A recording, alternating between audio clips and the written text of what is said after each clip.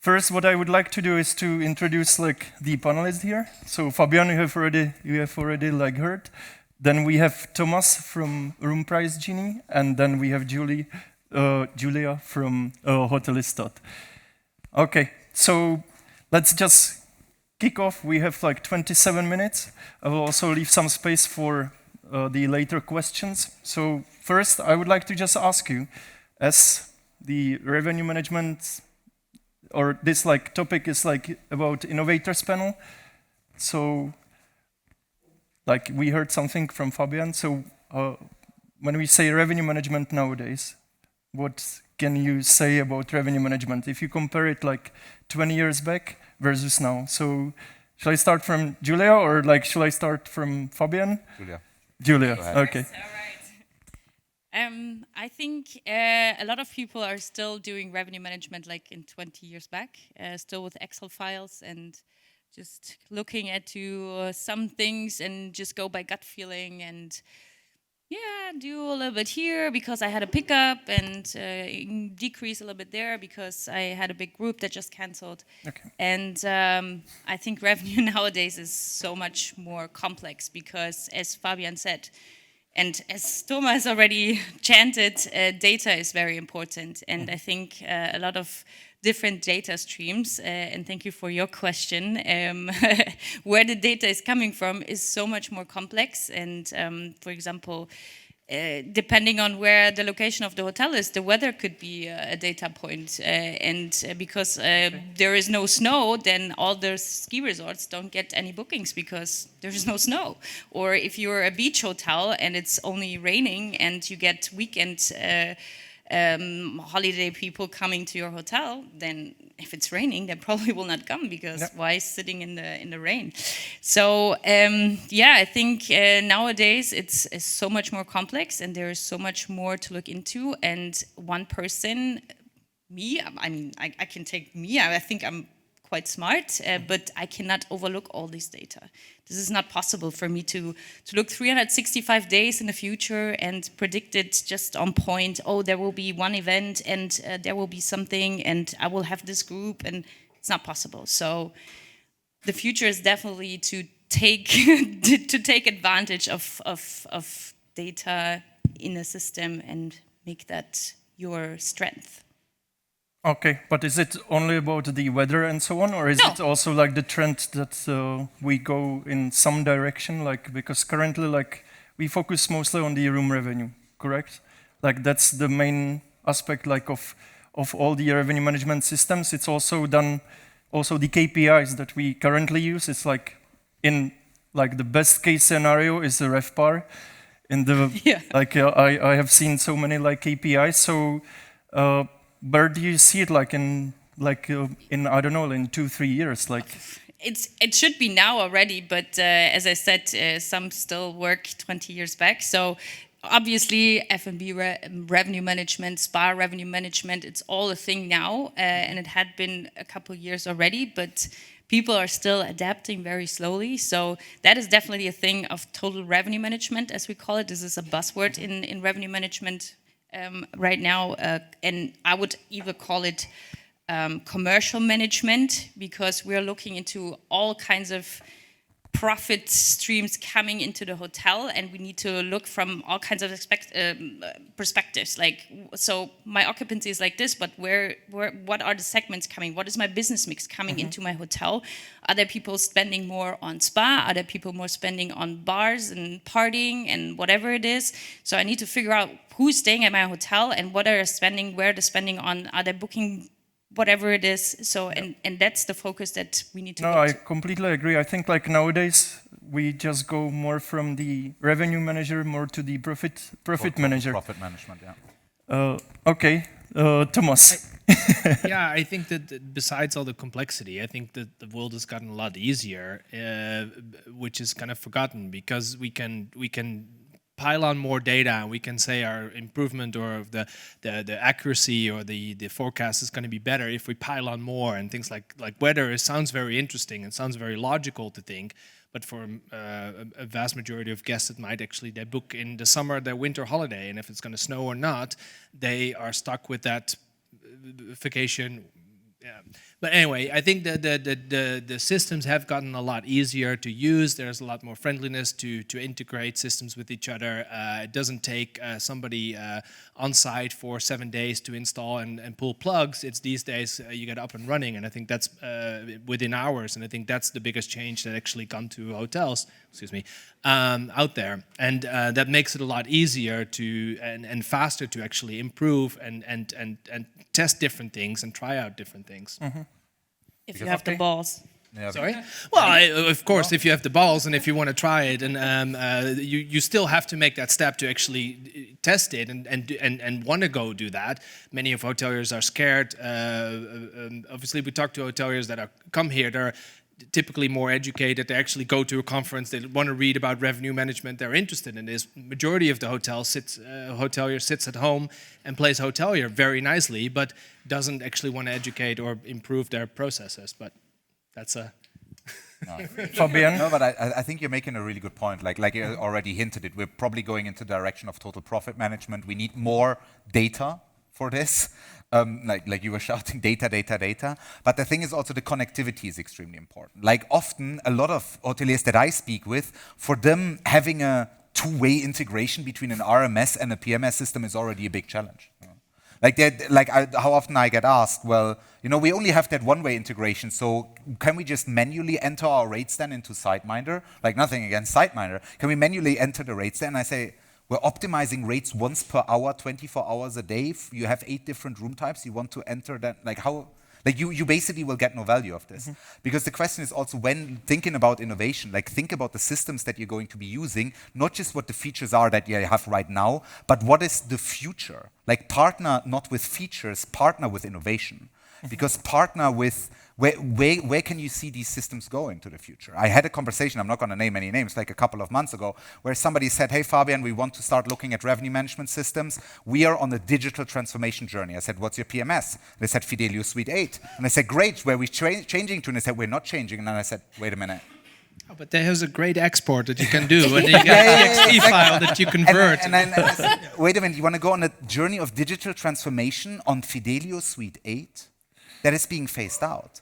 Basically where you stop that conversation, right? We had to stop that conversation right away there, but that's the thought. Think about what is the system right now and what are the capabilities in the future going into Could you pass on that lead to us? We're definitely going to integrate with I did actually.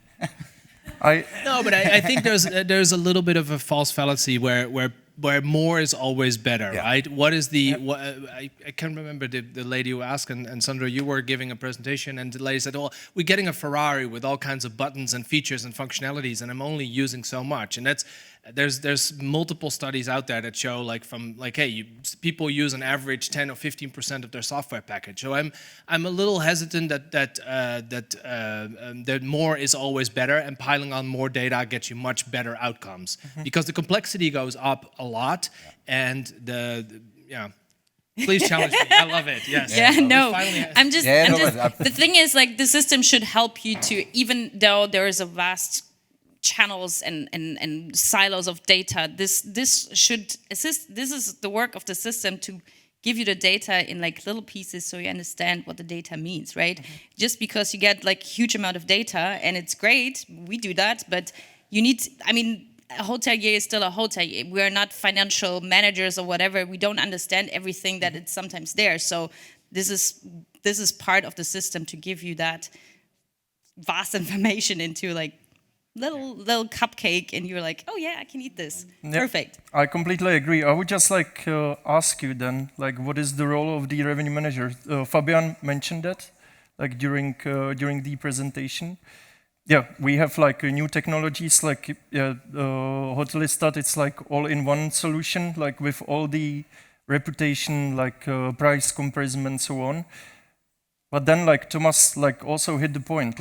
Is it every time more better? Because we had several conversations with all the revenue management systems, probably that are in place, and yeah, sometimes it's just to show, hey, we have 100 algorithms that we use, and the others use only I don't know, 10 or 20. Yeah. So is it like more better in this case, or like it's something like that we need to just say at one point, hey, like it's the same with the cell phone, like whether the cell phone has like 50 megabytes or 20 megabytes, hey, what's the, the like inside, like what is the difference, right? Yeah, but I think it depends on what you do with it. I Exactly. would agree, like more data is not always better. Absolutely not. But you need to be able to evaluate these data points. I said more data is better in the sense that have access to everything. You know, you wouldn't want the Wikipedia where you only have access to 10% of it because you never look at the other 90%. Right. Yeah. You want the opportunity that once you go down that rabbit hole to have the opportunity to get the other 90%. And that is very important. And that is where basically all these machine learning and artificial intelligence can come in, because that can evaluate in real time which data points are the most interesting and should carry the highest predictive weight. Yeah, sure, but at the same time, like then the output is the like something that we see at the same time. I think like more algorithms that are used can be like counterproductive as well, because like one algorithm can then like replace like the other one. So like that's something like that. What do you mean with that? I mean like that's if you have like 20 algorithms that are like then like, because yeah, we have 100 algorithms, right? For example, like in one of the system that I heard, but some of them can like be like against each other and overlap, right? And so at the same time, what can happen? But that's that the software output- engineering. Yeah, it Exactly. is. but- You know, like That is something that our IT guys have to kind of. I take know, into but I'm just saying consideration. like that's something that we are usually But I think like, we looking at as have to well. distinguish a couple of things. First of all, is like there's a group of revenue managers that are I don't want to say non-attached, but their business objective is maximize revenue for the hotel, right? They work for a corporation. They're part of multiple hotels. They have very little feeling with their hotel, and if they sell the room for 500 or 600, $1,000, they don't really care. In that sense, revenue, they want to maximize revenue. There's a larger group of hoteliers that is very emotionally attached to their room, and they actually don't want to sell certain rooms at certain prices. So even if the system says it has to be $500, they feel that with their gut feeling of being a hotelier for 25 years, they cannot charge that, and they don't want to do that because they feel they cannot live up to the promise of selling it for X numbers. So on the question of what is the revenue manager, and there's lots of questions going on at the same time, need to structure them in my head. I think that's one point that I want to make. And your first question of what is the revenue manager, what surprises me with revenue management within hotels is that, and it's changing, but revenue manager is somewhat of a different silo versus the other commercial functions. And it is changing, and luckily it is. I've been a revenue manager for 2 weeks, and then I couldn't handle it anymore.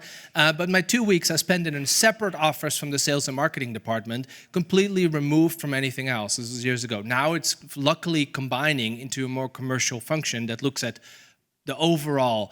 It always surprised me, every other corporation, price is part of the marketing mix. Except for hotels, we decided to put it in a different location and a different spot. Yep. Anyway, that was one question you asked. No, Yeah, but I think it's a very I good have point. I have one other question that is like usually asked, like, do we need to include like competition within like the revenue management system, like to make a decision, and what is the weight that it should be used and how it should be used? Because we check the competition, but then we actually like essentially have the issue, what is our competition? That's like the And essential. how is it chosen? And how it Who is chose chosen, it? How and often like is it reviewed? and this is like the stuff that usually like I see like as some kind of problem when the system is reacting on the comp set that is actually like not chosen properly. So what is your view on that?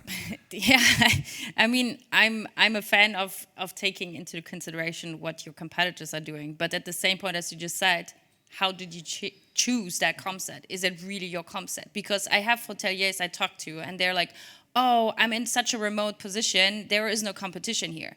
Yes, there is. There's always competition. You just don't know about it because you don't know who your guests are and what they actually want. Because if you're a remote spa hotel, it could be that the next spa hotel is just, I don't know, 50 kilometers away, and you are not aware of it. But people are looking at the location. They're like, "Oh, I want to go to the Black Forest, and I want to be in a certain location." And then there are only 3 hotels that have, I don't know, a sauna, a huge swimming pool, and I don't know what kind of certain treatment that I want to do. And they compare it, and one hotel is 50 kilometers, the other is 100 kilometers, and the next is 200 kilometers away from my home.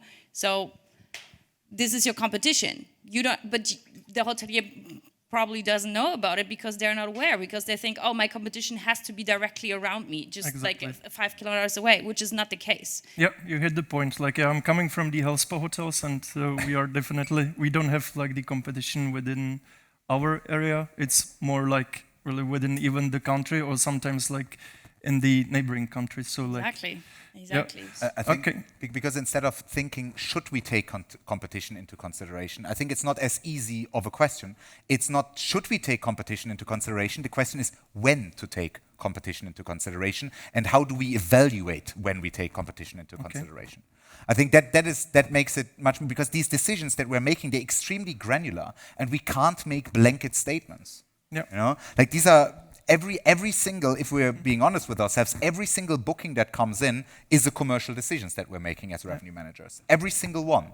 So for every single booking or every single situation, we would see, is competition a good predictive factor for the demand that we're seeing? And if yes, for this particular day, for this particular room type, for this particular lead time, what is the weight that should be associated with it? But in general, not just should we take competition, like in general, the more data, the better, but how we use it. You know? I just like get off that and how you react.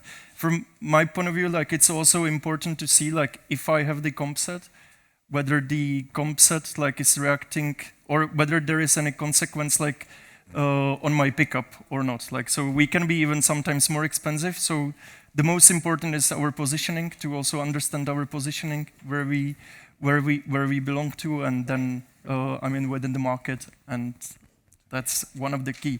Like I know that like your systems are also like then dependent on the competition, so that's why I'm just asking like what is the view on that.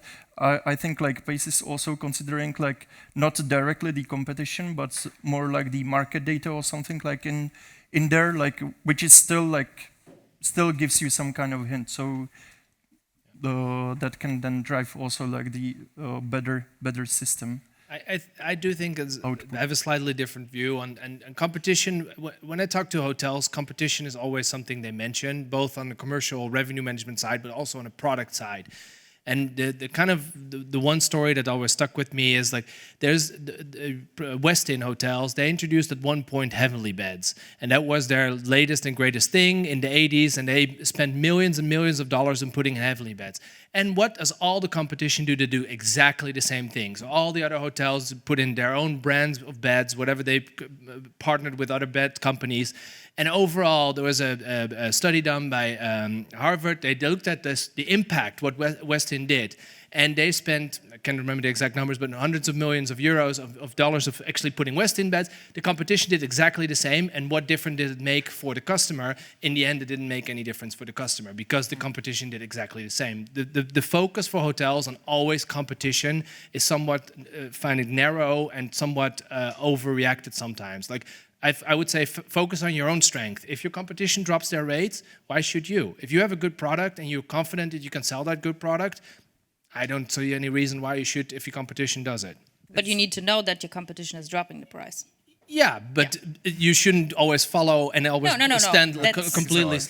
Completely with you, but you should know what your competition is doing in order for being like, okay, I don't go there. I don't drop my prices because I know my product, and whatever they do is. We saw it during COVID times when suddenly everybody just dropped their prices, and I thought like, oh, okay, I'm gonna increase demand because I dropped my prices, was just nonsense, right? But you need to know what they're doing in order for you to adjust your own strategy to your own product, right? Because your competition has different product. Even though you compare yourself with that competition, it's not the same.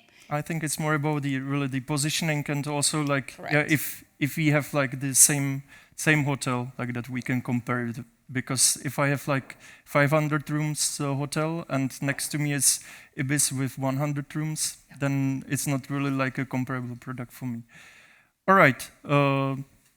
Well, I would just also like, because we are running like we have last 8 minutes. So first I would like to ask you like for some kind of like vision. We spoke about like the vision. So what is the vision in 5 years for you, like from now? within the revenue management space, like a revenue management system space, I mean? Oh, I mean, 5 years, who knows? You know, like, I mean, if I, like, I always was a big fan of, I would like everything revenue managed, you know, I'm like, revenue manage everything.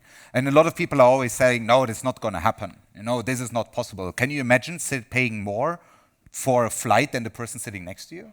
That was a very common conversation topic like 30 years ago. Well, it was And 98. like 40 years ago, you know. I think what is important and what will really enable this industry to grow is the whole revenue management. The aspects of revenue management are becoming extremely diverse. I need to make extremely granular decisions. I need to advise my sales team to make sure we're all pulling in the right direction and we're only signing contracts that are actually valuable. I need to support marketing, so I know where we have demand generating, where we need to work on demand generating activities.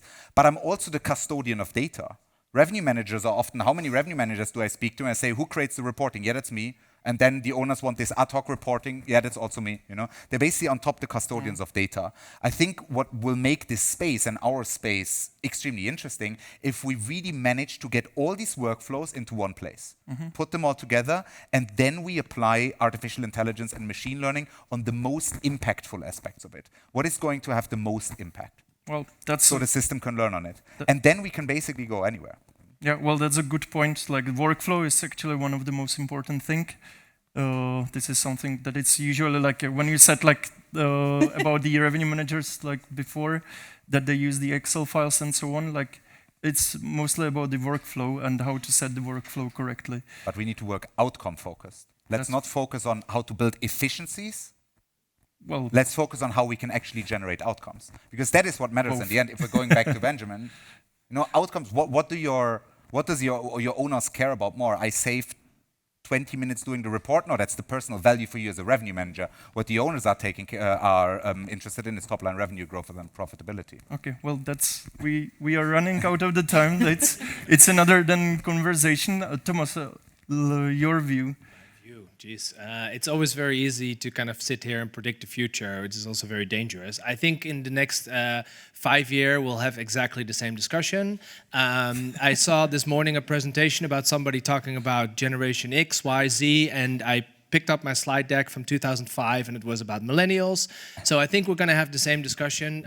No offense, but I think the industry is slow learning.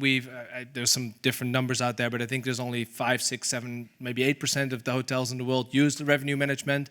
Maybe in 5 years, that's going to be 15 if we're lucky. And the other thing, I think it's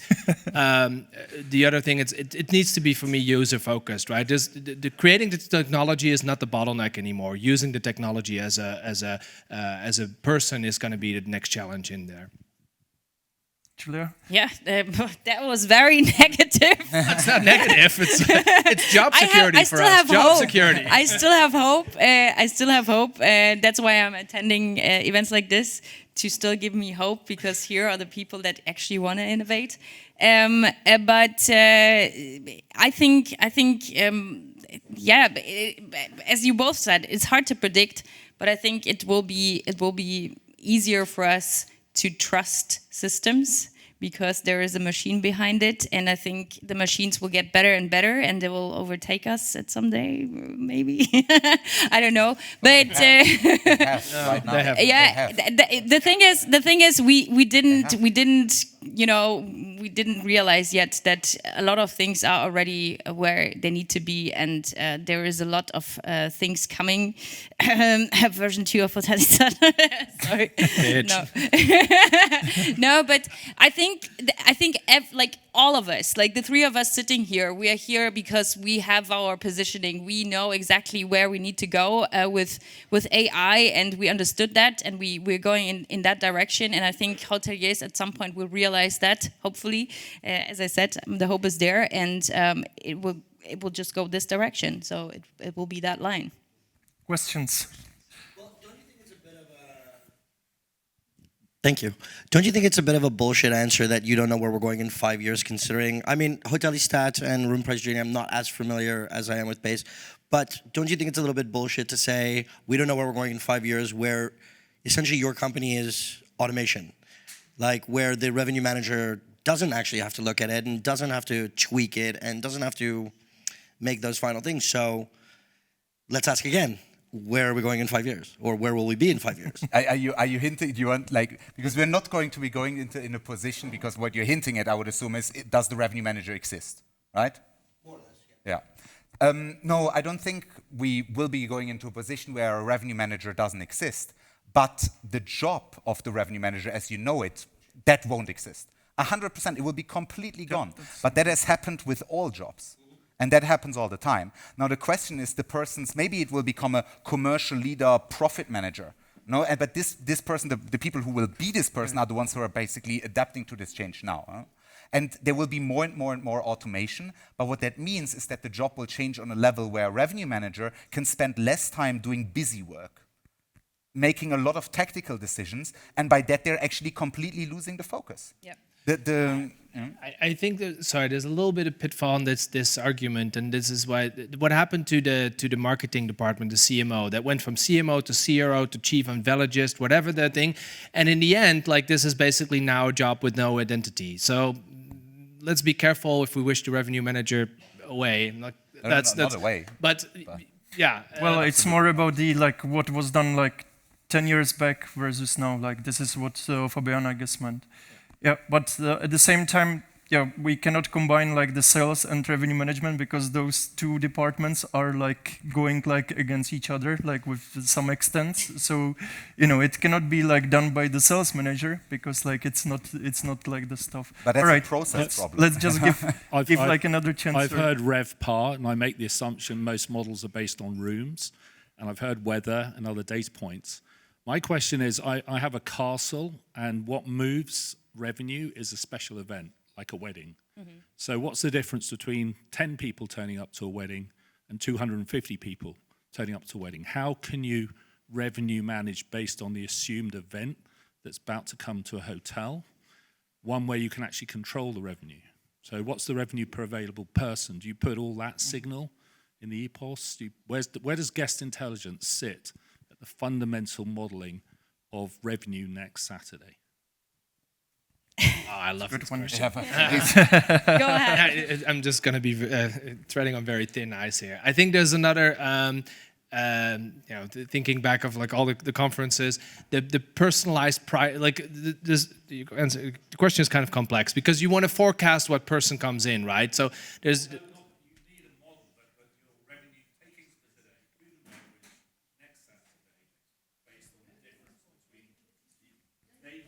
Yeah. Yeah, so I think, and I'm very far away from wedding business as far as I could be. Anyway, I think that the one thing that struck me in your question a little bit is like what I picked up, and correct me if I'm wrong, is where do we take the person of the guest data into consideration with revenue management? And that's been a long kind of like sought after view. How do we predict what guest is actually going to forecast over what expenditure they're going to have? And I think it's been looked at, and I'm sure there will somebody come up one day with a great answer on this. I have not seen so far anybody who has actually completed this very well, except for very specific, high-end people of hotels and resorts, but it is one-off scenarios where it's extremely manual. I would love that a company like I'm promoting my former employee, but Revenate and a revenue management system could actually, based on guest data, start forecasting and start personalizing prices. That would be a step, and that would be an evolution, I think, in revenue management. I think we're a couple years, we're still a little bit away from that.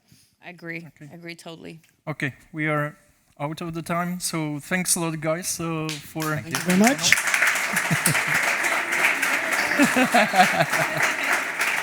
Okay, thank you.